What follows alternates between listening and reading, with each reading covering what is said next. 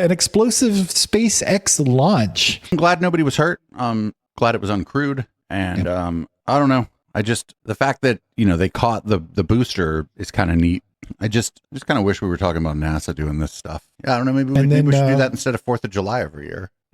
Blow up an Elon rocket. Yeah, just blow something up in space. Hello, how the tech are you? This is our weekly tech show on Eplex Media. We talk about tech news and science news and what other tech and science stuff we feel like talking about. I am historian Matt, and I am a co-host and co-producer on this show. And my other co-host will introduce himself for his stories. So we're just going to jump right into, I only got one story, but I feel like it's a good one. It's nobody got hurt, so it's fun. We'll go with that. It's an explosive SpaceX launch.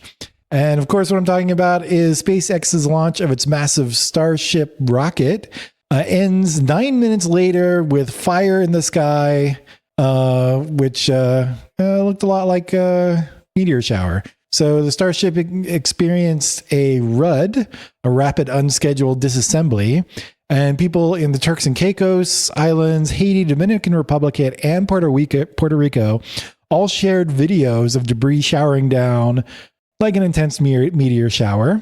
Basically what happened, the rocket's upper stage broke up when it was in space. It just crossed a barrier, what people consider the barrier from the atmosphere to space. The booster or lower stage of the rocket returned to Earth and was collected successfully. The upper stage pretty much exploding, coming apart, kind of overshadowed the fact that they actually did the whole booster catch thing again, and were successful for a second time. And then, but because of this failure, the airspace in some airspace in the Caribbean was shut down to allow the debris to fall, and so it wouldn't hit any planes or anything like that. The cause is not certain yet. There are early indications that there was a propellant leak in a cavity above the engine firewall. The launch was unmanned. As of now, no one has been hit by any debris from the failure. And it's made pretty images. What do you think, Dave? This stuff happens, this isn't that uncommon on test launches and whatnot. Yeah. I'm glad nobody was hurt. Glad it was uncrewed. And I don't know. The fact that, they caught the booster is kind of neat. I just kind of wish we were talking about NASA doing this stuff. I just remember being a kid and thinking that NASA was the coolest shit in the world. And now, unfortunately, maybe there's kids thinking that Elon Musk is the coolest shit in the world. And I don't know how I feel about that. Yeah, and he's really not cool. But we won't discuss any recent antics by him. But on the other on other shows here at Eplex Media, I'm sure you'll cover it. To some extent. I mean, I'm glad NASA didn't have a rocket blow up. That happened pretty rarely. Well, to be fair, it was not the rocket, right? It was the payload part, essentially, that blew up. That had the problem. Well, I mean, it had multiple stages, right? Oh, gotcha. Okay. Yeah, so I think it was still rocketing up, but the first stage basically had separated successfully, and as a second stage that probably had a leak and blew up. And it was like 130 miles or. No, 130 kilometers up. So it was around 100 miles up.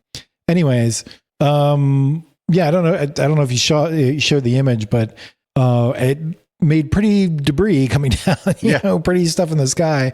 And so of course we're interested whenever something blows up like that, something fails that spectacularly. But on top of that, because it happened in the late afternoon, the evening, and the sun was going down, it was almost golden hour, Yeah.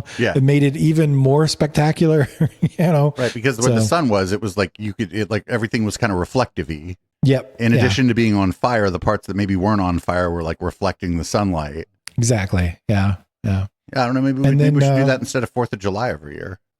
Blow up an Elon rocket. Yeah, just blow something up in space. I mean, this is America, Matt. This is America. That is true. Yeah, we do like blowing stuff up. So that's. But I'm sure I don't think people on your other show who complain about the chemtrails would like that. No. That would. I wonder. I actually didn't. I've never gone and looked to see what they think about stuff like this when it happens. Because I don't know. I just figure it'll come across my feeds. I don't think this is a big, some people were like dancing on like, oh, SpaceX is through and all this. I'm like, they're not through. I'm like, but that's just people who don't get it. Like they're still testing this thing. So that's sort of the point of testing, is to see what goes wrong.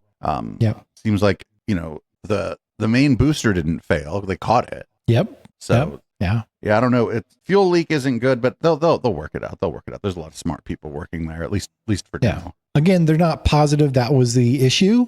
It's just preliminarily, based on what information they have so far.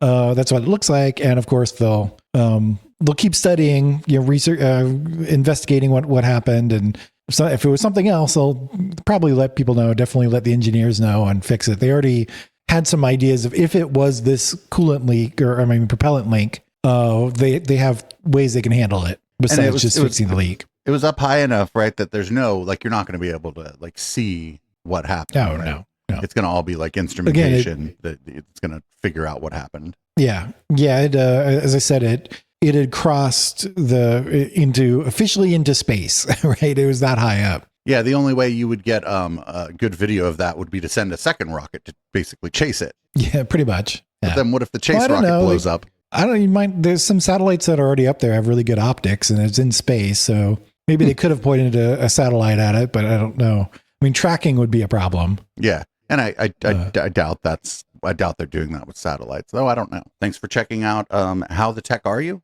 We do this show every week, unless I just got us kicked off of YouTube. You can support our other work by going to echoplexmedia.com. Click the support link at the top of the page and pick your favorite way to support us. Check out our other shows. We're live 6 nights a week, most weeks on Twitch. It's twitch.tv/echoplexmedia. And you don't have to show your ID to click one of these two things that I'm pointing to. Have a great Tekken week.